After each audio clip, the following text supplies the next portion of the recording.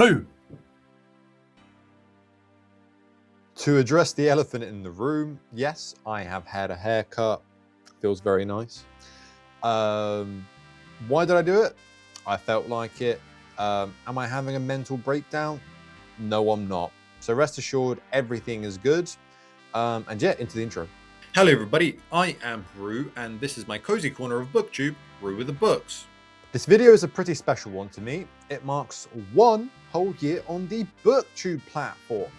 To celebrate, I shall be unveiling and pulling back the curtain on my grand list of the top 10 books I have read since starting my BookTube channel. I kind of thought it would take a little bit longer to compile all of these books, that I would have to really ruminate on all of the books that I have read. But it was actually much easier than I thought. Truly special books tend to hold a very, very dear place in your heart. And as I went through my Goodreads, all of the read books, one of the first ones I read on this channel was The Devils, and I made a review for that. So everything after that on my list was a contender. So yeah, I picked out all the ones that really jumped out, that I really loved, and I filtered them to the ones that I loved best, and then ranked the survivors. Easy as that.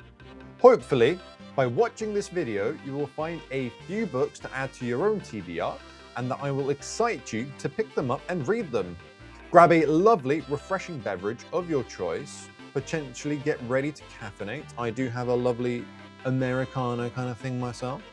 Without further ado, here are my top 10 favorite books since starting this channel, plus an honorable mention. Be sure to press the like button if you're ready for some incredible books to add to your TBR. And while you're down there, if you like books, BookTube, and BookTube content, be sure to press the subscribe button to get weekly uploads from myself. Grab a lovely, refreshing beverage of your choice, potentially get ready to caffeinate. I do have a lovely Americano kind of thing myself. Without further ado, here are my top 10 favorite books since starting this channel, plus an honorable mention. Myself and many other booktubers have talked about Dungeon Crawler Carl countless times on YouTube. There's a reason for that. It's incredibly fun, fast-paced, and addictive.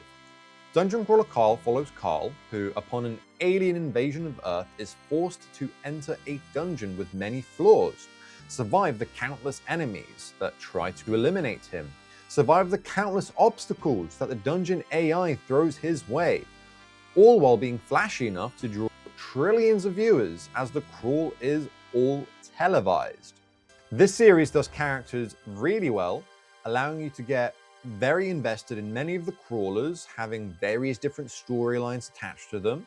I also love how Matt Dinnerman constantly switches things up in his books, introducing new mechanics, different ideas and formats, making each book feel very, very distinctive within the series, and each of them having a place of their own, standing up against all of the other ones. This Inevitable Ruin is my favorite in the series because so much stuff was built up over the course of the first 6 books, and all of the build-up leads directly into this one. I love humor, and Dungeon Crawler Carl makes me laugh all the time. But this book is so much more serious, with the highest stakes so far, and the best payoff in the series, aside from the latest book, Great Horribles. Carl doesn't have time to breathe in this book. He has to kind of lead an army, beating an enemy, overcoming countless hurdles that stand in his way. I could talk about this book for ages, but it is an honorable mention, and I already have a full video review on this channel. So I'll just leave it on the note that I love the Dungeon Crawler Carl series, and it's, one of my favorite series of all time, and this is my favorite book within the Dungeon Crawler Carl series itself. My number 10 pick for this list is Clara and the Sun by Kazuo Ishiguro. Clara and the Sun is centered around Clara, who is basically an AI in a robot body, an artificial friend made to be a close companion for children. The book starts off with Clara in a shop dedicated to the sale of these artificial friends, and as she's kind of rotated around the shop floor, we see her various observations about the world and the people that inhabit it, as well as the different artificial friends that are stocked in the shop as well. It's very interesting to see the kinds of conclusions that Clara draws upon the world based on everyday things that happen that, we wouldn't really give a second thought about. Clara appears to be very childish, but despite everything, as she continues to learn, her emotional intelligence really, really shines through. And we do actually see that Clara is incredibly intelligent. I found it a very interesting idea that different models of artificial friends have, they behave differently, they have different quirks, different personality types. When people go into this shop, they essentially try to find the perfect fit for their child, and there's kind of some introspection on Clara's side about this. The reason that this book is called Clara and the Sun is because these robots are solar powered, and they basically worship the sun for providing nourishment. It's kind of wholesome because, as humans, we also rely on the sun for, the growth of plants, and sunlight is good for us and all of these various things. So there's kind of some symbiosis and some relatability between ourselves and Clara and these artificial friends. It's just an interesting little touch as well. Around halfway into the book, Clara is purchased and her role as a companion for Josie, a sick child, begins. A kind of mystery presents itself throughout the course of this book as to why Josie is sick, and as Josie's companion, Clara really, really, really wants to find a cure, as this illness appears to be chronic with no cure. So Clara really sees it as her responsibility to achieve this because, her mother, her friends, nobody else has been able to do this, and kind of Clara is almost this final hope that Josie may have. We see how much commitment Clara puts into Josie, and despite Clara being a robot, their connection does feel so incredibly genuine. I loved their relationship, and I was so invested that there were numerous moments throughout this very, very short book that really kind of just tugged at my heartstrings. If you like world building and sci-fi elements, then there is talk about gene editing and stuff like that within this book. I'm not going to lie, the feature of this book is not quite as fleshed out as much as I would like. I think it was very, very interesting, and I would have loved to get some more, but it's there in the background for you to kind of think and speculate on if that's your kind of thing. This book was written during the pandemic, around the time that AI began to take off, and it feels kind of almost very clear as to why this book was written. It explores humanity's relationship to technology, as well as how children are typically the most open-minded to adopting the use of new technology first. It considers the difference between human-to-human relationships and human-to-technology relationships. There are a lot of things about this book that really highlight just how clever Kazuo Ishiguro is, and it's almost like a prediction and foretelling of how things will go in the future because, with the rise of ChatGPT and all of these different chatbots, these relationships and this kind of trust that humans would place in these AI has really, really grown. So in hindsight, that's actually really, really, really interesting, and it makes this book all the more important. So yeah, I really, really love this book. It's very, very chill. If you're looking for something very high stakes and exciting, it's probably not for you at this moment in time. But if you're looking for something short that you can really, really take your time to ponder on and digest, I would highly recommend this. I'm typically someone that kind of reads through books and just enjoys them at face value, but this book is something that really did make me think. And I did really kind of appreciate all of these little things that Ishiguro did that just made me think, wow, this man is a genius. He's incredibly clever. And there's just so many little things in this book that are there that make you think so. There's probably a lot that I missed, potentially some stuff that you could pick up on. So that's very awesome. And I've not read any more Ishiguro since reading this book, but he is one of my partner's favorite authors. So it's only a matter of time until I pick up some more of Ishiguro's work myself. At spot number 9, I have Lord of the Flies by William Golding. As a group of kids are being evacuated from their homeland during the war, they crash land on a remote island. Without any adults around, they attempt to set up a society of their own to be able to run things efficiently, sorting out human basic needs such as food, water, and shelter all by themselves. The children democratically elect a leader. They kind of have a mini parliament of their own in which they can discuss current problems facing the island and work together to find solutions. In true childish fashion, the one with the big stick is the one that can talk, to avoid countless shouting matches, and to, make things a lot easier to sort out these problems and stuff.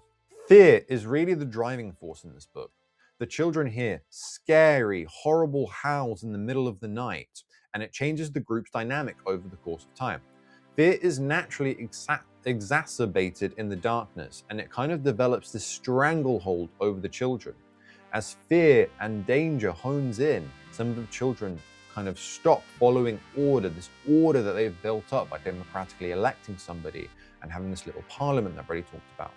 And they either shrink their responsibilities in favor of going and playing, naturally relieving stress as children do in that kind of way, or they start falling in line with a separate faction that emerges within the group. This rival faction favors weaponry, savagery, and brutishness over civility and order. So it's very interesting to see how these different groups diverge and the events that play out as a cause of this. This book is very much about how evil can sprout in this kind of bedrock of innocence and how innocence ends. We witness the falling of their society as this rival faction grows in power, taking over many innocents and swelling in size like an unwanted cyst. It's a very heartbreaking book at times, and it has an incredibly crazy ending. This book is a little bit of a slow burn, but that's okay because in the meantime, it is a brilliant character study of how children would act in such a kind of desolate and bleak situation. And William Golding does an absolutely perfect job of writing how the children would behave, their dialogue, their actions, their response mechanisms, first of all to the situation they find themselves in, and secondarily to fear, all feel so incredibly realistic. This book almost feels like a simulation. Once this book gets going and all of the pieces just fall into place, things really start to spiral out of control. The situation becomes so terrifying and shocking that you may need time to pause, to breathe, and just to take it all in. Lord of the Flies is an absolutely phenomenal book, and at one point it was my favorite classic. As I have read more, that place has been taken by something else, as soon enough you will find out. Regardless, this is an excellent story that is very, very accessible for a classic. There aren't really any big words, the story is easy enough to understand, and the setting is very plain. It shines in its gripping and realistic character writing with an absolutely shocking ending.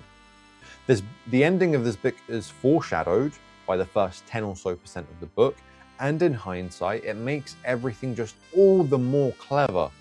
I highly recommend this if you want a short classic to pick up. From one classic straight into another, the next book that makes my top 10 list at number 8 is Frankenstein by Mary Shelley. Frankenstein is about Victor, who is a child genius that ends up going to university to study philosophy and the natural sciences. He is a bit too big for his boots and ends up dabbling in the science of reanimating corpses. That soon bites him in the neck. Victor gathers together all of these various body parts that he digs up from graves, and he puts them all together, kind of like how the Powerpuff Girls are put together, and he sends a jolt of electricity through its body, bringing it back to life. As soon as he does this, regret kind of surges through his body, and he runs away, forsaking this monster, his wretched creation. This book makes my top 10 simply because of how angry it made me while I read it. We get a chunk of the story dedicated to the monster's POV, seeing how it lived its life, observing humans, learning language with the knowledge that it cannot ever befriend a human because of its hideous form. It's so unfathomably sad, and I find myself really sympathizing with the monster. There are several moments in this book in which Victor can right his wrongs, but at each opportunity, he just makes the wrong decisions and continues to run away. He's a very, very evasive character. Each time, his evasiveness ends up biting him in the back. Victor and his monster, upon meeting, have this very, very complex relationship because, you know, Victor's very scared of him, and the monster wants something from Victor that only Victor can give him. Victor's intellect, his expertise in his art, and his knowledge of the monster that he has created means that he's the only person that can really truly help this monster out and give it what it wants. Does he do it? Well, you have to find out. The monster tries to do several good things in this book, but it's never rewarded for its good actions, and oftentimes is actually punished for them. It's just so incredibly sad. The sadness I felt about this book and this monster turned into anger at Victor for constantly running away from his problems.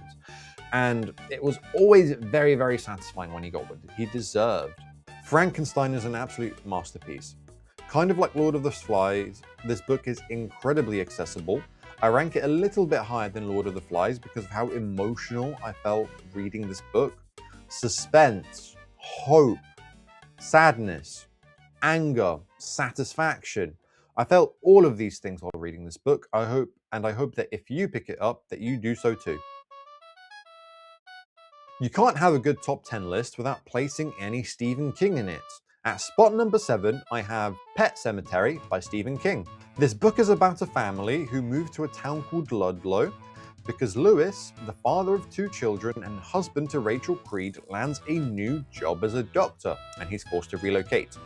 Their house is situated along a busy road with cars that go simply way, way too fast, next to a set of fantastic elderly neighbors and a path behind the house that leads to a pet cemetery where local children go to bury their pets. Further beyond the pet cemetery is an ancient native burial ground with dangerous powers that are simply too good to be true. Stephen King really impressed me in this book with this powerful character voice that really just breathes through the page. If you love strong characters with gripping internal monologue, then Pet Sematary is an amazing entry point into the world of Stephen King books. The pacing of this story is absolutely perfect. A lot of horror books slowly set the scene and are a bit boring to read until the inciting incident finally happens, and then stuff begins to hit the fan. I didn't really have this issue with Pet Sematary because I was really interested in Lewis's life as a doctor and was totally mesmerized by his character voice. I was totally flabbergasted when a very short amount of time into the book, something totally unexpected, very brutal, gory, horrible, traumatizing happens, and it sets the scene for the book perfectly. When I talk about pacing of the book here, I talk about the kind of cadence that Stephen King writes in. Just as there starts to be a little bit of a lull in the story, King writes something that reinvests you right into the book and brings you back to the edge of your seat. I never found myself bored despite the kind of minimality of, supernatural presences, ghosts, zombies, or whatever in the story.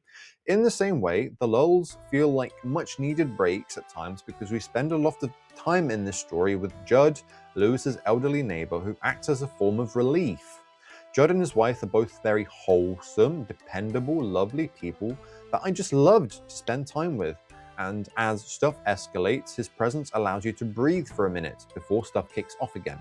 Lewis's story in this book is incredible. Through his character voice, you can really understand how distressed and tortured he is through the various things that happen in this book. You can sympathize with his decision making, how it feels like he's very much stuck between a rock and a hard place at times. When stuff begins to really escalate in this book, it all gets a little bit mental. The final stretch of this book feels like real horror. You experience suspense, unease, fear, discomfort. This book plays with your emotions like Stephen King is the puppet master, and you are a puppet. If you haven't read this book, it certainly deserves a place in your TBR. In spot number 6, we have another classic novel with Jane Eyre by Charlotte Bronte. Classics can be very hit or miss, but this list shows that if executed properly, I'm an absolute sucker for a good classic. Jane Eyre is a character-driven story following, well, Jane Eyre. This book kicks off with Jane living with her aunt in a rather abusive household.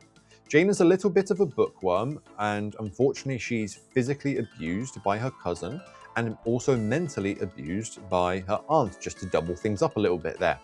Following an altercation that is completely not Jane's fault, Jane is locked up in the supposedly haunted room in the house. Despite, begging to be let out of the room with her fear of ghosts and stuff, she's still locked in and, well, ends up getting a little bit sick from this traumatic event. Rightfully so, afterwards we see a very petty and spiteful side to Jane in the way that she interacts with her aunt. Following on a bit, Jane ends up being sent to an orphan school because her aunt doesn't appreciate her presence and just wants her gone. While at this school, Jane has to confront the weaknesses in her personality, and she also learns a lot of different life lessons from the people that she meets during her time there.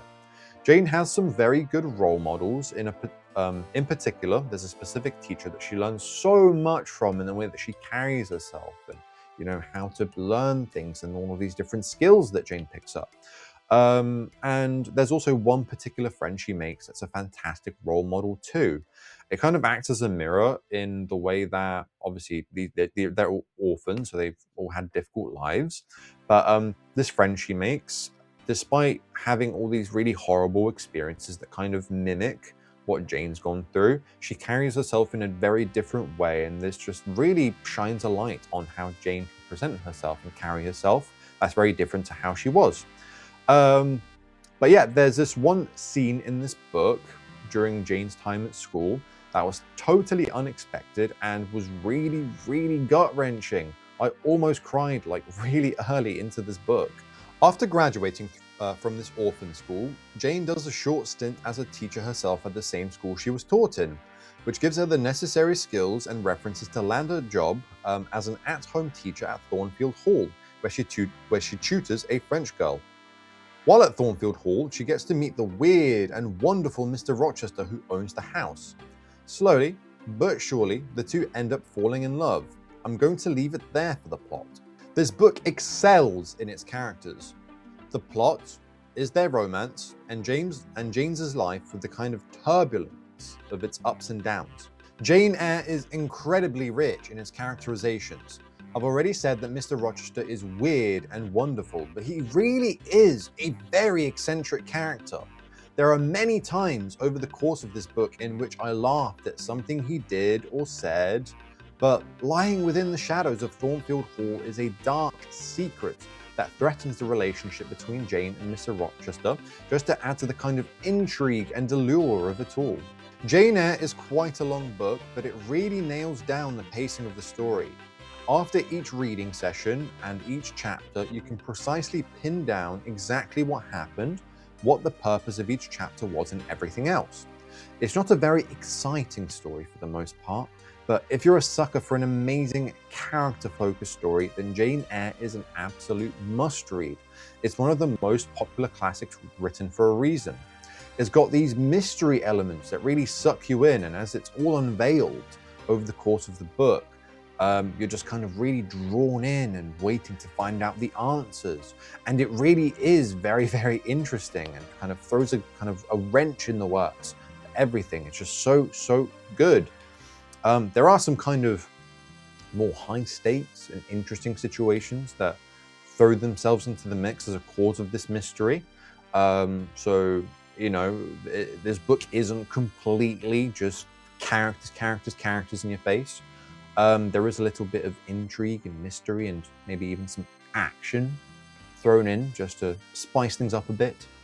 But yeah, it's just so good. You really do have to read Jane Eyre, I promise. At number 5, we have The Princess Bride by William Goldman. The Princess Bride is probably the most exciting book on the list. It kicks off with Buttercup, one of the most beautiful women in the world, living a generally normal life. She's attended by a farm boy, Wesley, for all of her wants and her needs, and thinks hardly anything of him. One day, a countess appears at this place that Buttercup lives, and this countess watches Wesley and senses a lot of talent in him. Those eyes falling on Wesley causes Buttercup to experience just a violent fit of jealousy, and she immediately falls head over heels for Wesley. She confesses to him her love, and with hardly a word, he leaves his humble dwelling to go to America and seek his fortune. It's quite a twist and turn of events. While Wesley is away, Buttercup gets kidnapped by a group of 3 dangerous men and is taken on one heck of a journey. A mysterious masked man ends up making chase in a bid to get Buttercup back. But who is this masked man? If you don't like slow books or books that feel too samey and repetitive, then this is the book for you. It genuinely does have a little bit of everything. It has amazing character sub-stories. It has brilliantly written action that just keeps you on the edge of your seat. It has all of these ridiculous scenes and situations that really crack you up. I laughed so many times over the course of the book. This book has so many twists and turns that come out of absolutely nowhere, but are so ridiculous that they just elevate the story so much because they fill the book with so much excitement. Despite how messed up a lot of the situations towards the latter end of the book are, in fact, it gets so ridiculously dark and obscenely bleak, but overall this book is really endearing and really heartwarming and so much fun to read. The Princess Bride is a book with 2 main storylines. The first one being the love story between Buttercup and Wesley, as I've already mentioned, and the second storyline involves a fencing master who is chasing down a 6-fingered man who killed his blacksmith father. If you don't like slow books or books that feel too samey and repetitive, then this is the book for you. It genuinely has a little bit of everything. It has amazing character sub-stories that you just get so incredibly invested in. You have to find out what happens next in their lives. It has brilliantly written action that keeps you at the edge of your seat. It has all of these ridiculous scenes and situations that crack you up as you read. I laughed so many times over the course of reading The Princess Bride that it's got to be in my top 10 just based on the humor alone. This book has so many twists and turns that seemingly come out of nowhere, but they're so ridiculous that they elevate the story so much because they fill this book with so much excitement. Despite how messed up a lot of the situations in this book are towards the latter end of the book, it's just really endearing and heartwarming.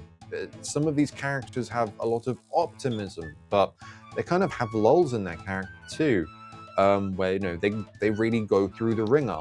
So yeah, the short crux of it all here is that this book has a little bit of everything for you.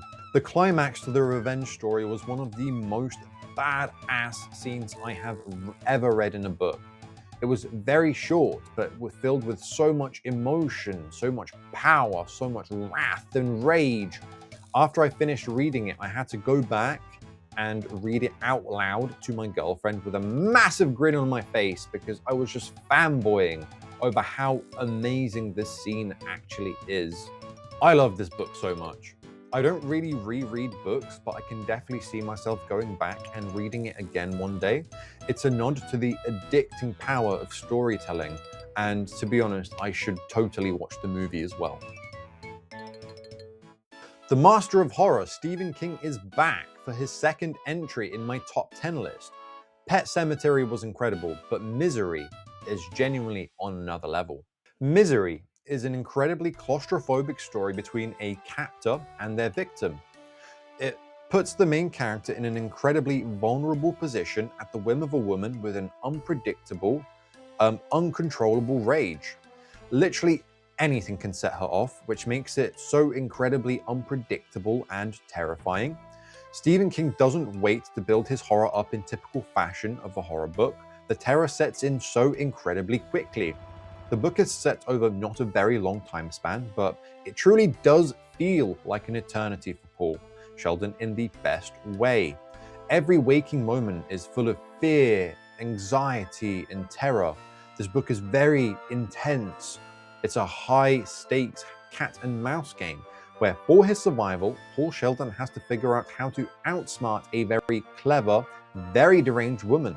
Stephen King in this book has once again shown me how amazing of a character writer he is. I already liked the characters in Pet Sematary, but he really took it to another level with this novel. Paul Sheldon has such an incredible character voice with analogies, deep emotions, and a lot of complex thinking. He takes time to explore both Annie and Paul, and I was captivated by every word and action when reading about them. I've said numerous times on this channel that psychological horrors and thrillers have the potential to be the scariest within those respective genres, because unlike other animals, they are totally unpredictable. Wolves are used a lot within horror and fantasy, and you know their priorities. They're predators who hunt for food and look out for one another. But with humans, you can never really truly get to the bottom of what a person's motives are. Annie is an absolutely terrifying villain in this book.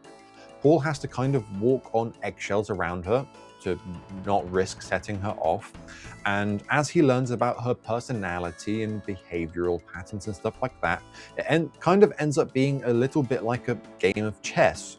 He knows when to press her, when to take risks, and when not to based on her emotions and how she's acting at the time. That's the heart of why the psychological elements in this book are so incredible. There are a lot of very gory, vivid, disgusting scenes in this book. If the psychological elements are not enough for you, then there's that freak you out, time to get squeamish type of horror in there too.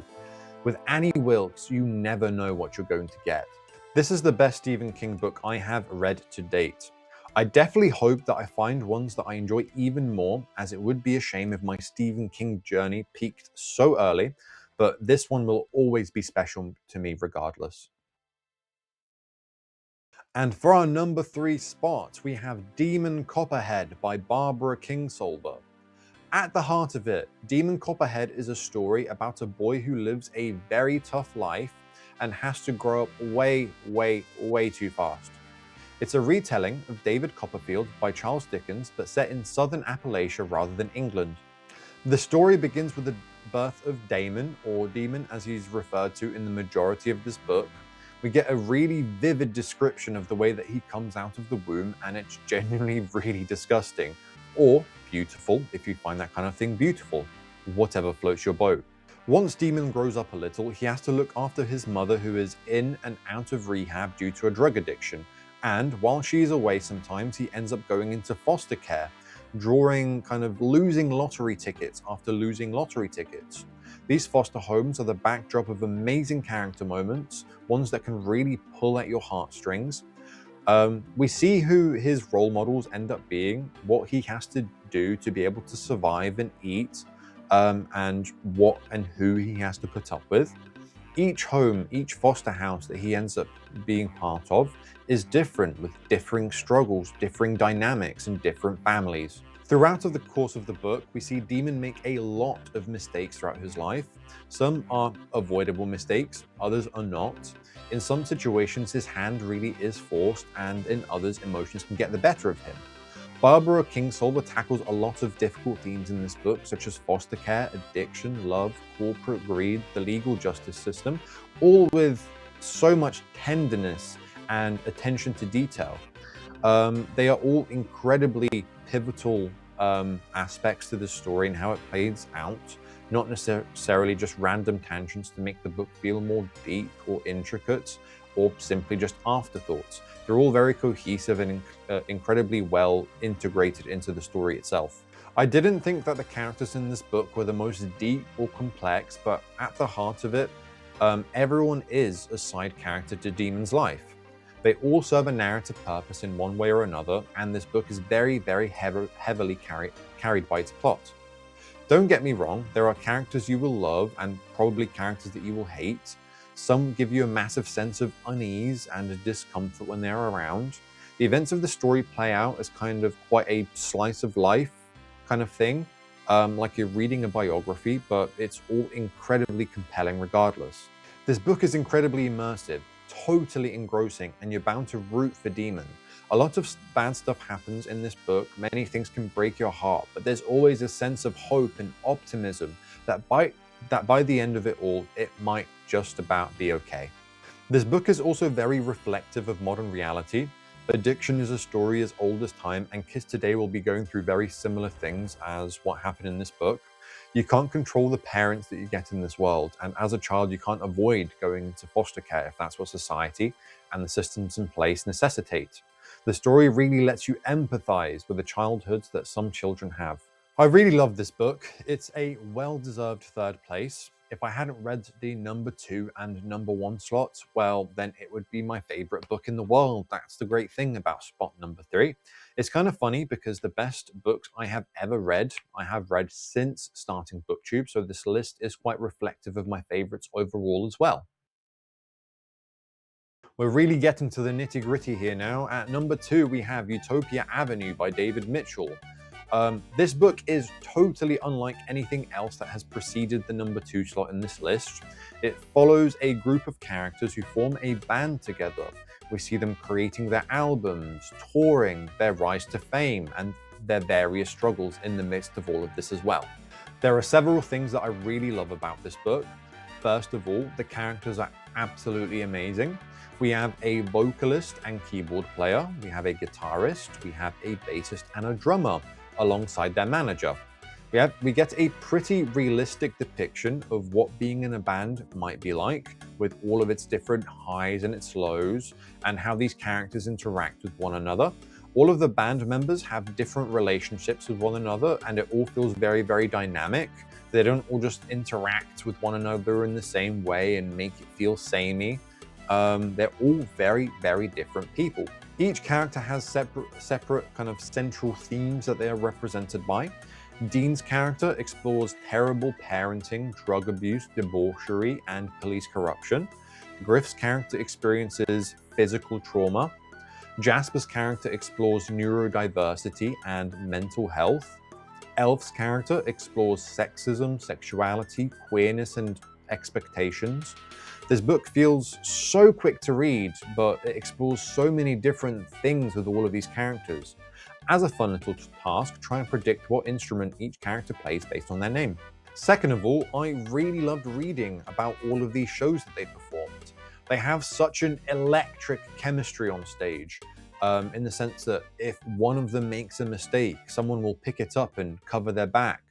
It feels kind of special in one regard because it means that each show is completely different to another because, you know, these are unique experiences that fans are coming and seeing. This book also has one of the most incredible mental health sub-stories that I have ever read in a book. It adds a layer of tension that this book really needs, but it also is full of so many twists and turns that you can't really predict what is going to happen until it all comes to its climax. It's very surreal and very mind-bending in the best way that David Mitchell can pull off. I was so invested with this one particular character going through his struggles, and you really can't help but root for a genius.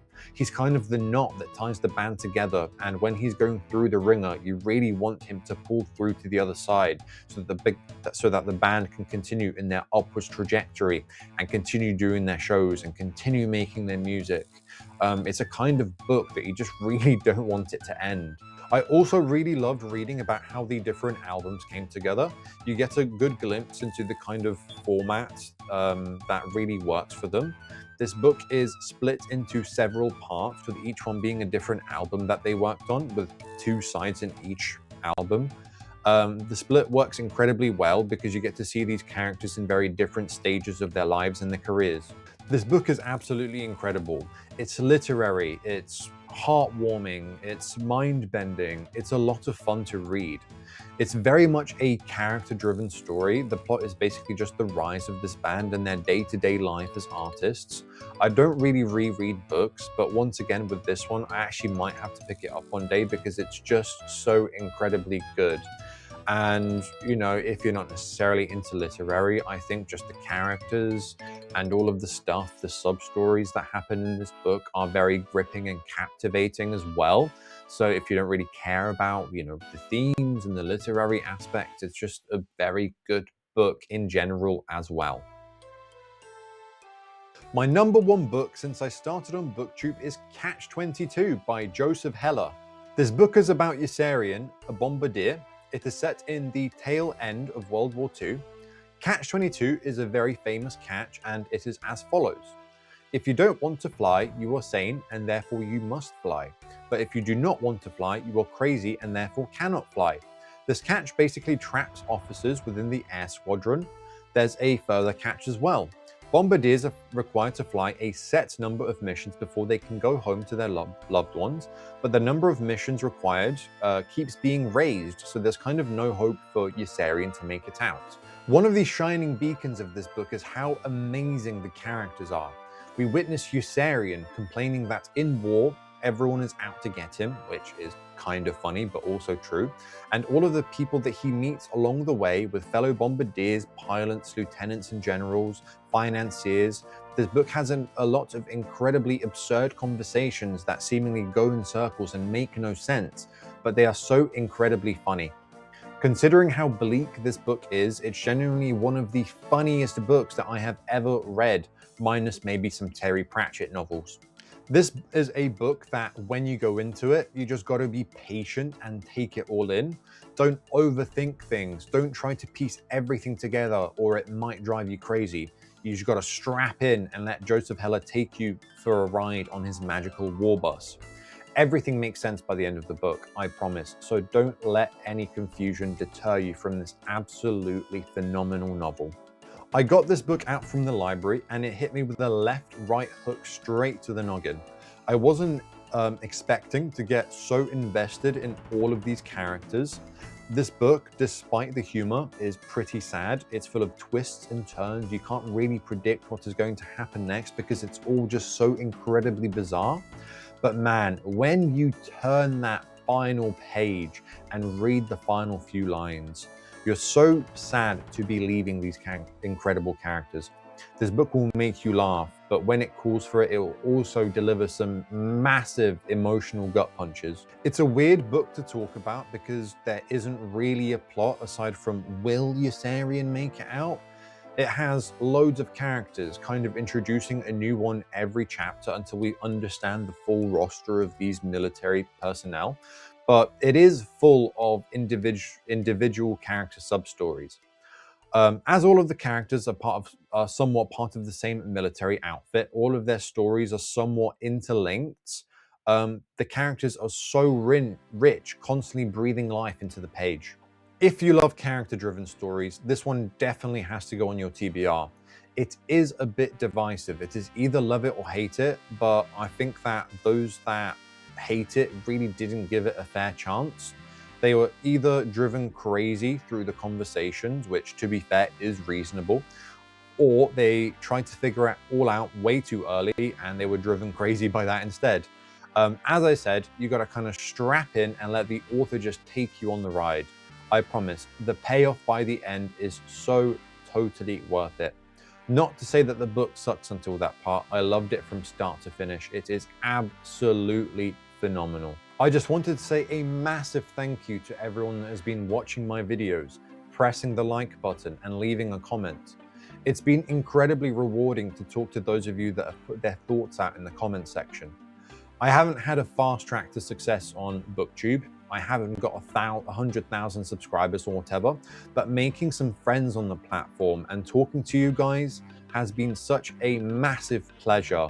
And it's made all of the hours that I've spent making these videos feel so worth it. So please, continue watching Rue with the Books, continue leaving comments, and let's continue having these conversations about books. I'm not going anywhere, and I hope that I have as much fun making these videos and interacting with you guys in my second year of BookTube as I did in the first. Let me know what is the best book that you have ever read. I reply to all of my comments, and I would love to know to be able to add some more stuff to the perpetual TBR that just never ends. If you would like to connect with me outside of YouTube, I have some social media down in the description below you can check out, being TikTok, Instagram, Goodreads, and Storygraph. Anyway, until next time, Root out.